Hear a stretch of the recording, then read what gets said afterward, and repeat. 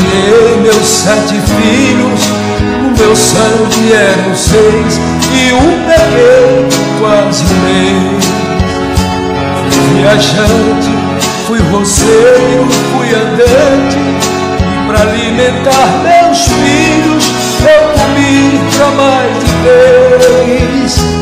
7 crianças, 7 bocas inocentes, muitos pobres mas contentes, não deixei nada faltar.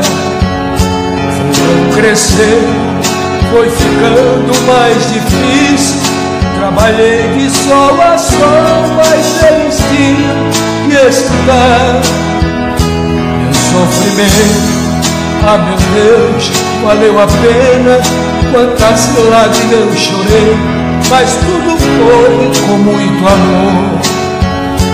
7 diplomas, sendo 6 muito importantes, mas à custa de uma enxada conseguiram ser doutor.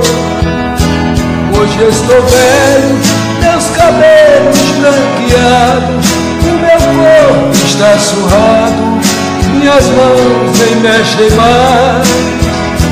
Uso bengala, sei que dou muito trabalho, sei que às vezes atrapalho os meus filhos até demais.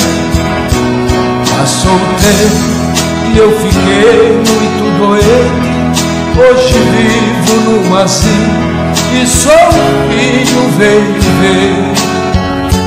Esse meu filho, coitadinho, muito honesto, vive apenas do trabalho que arranjou para viver.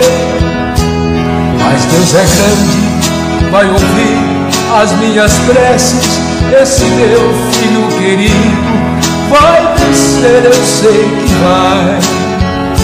Faz muito tempo que não vejo os outros filhos, sei que eles estão bem, não precisam mais do pai.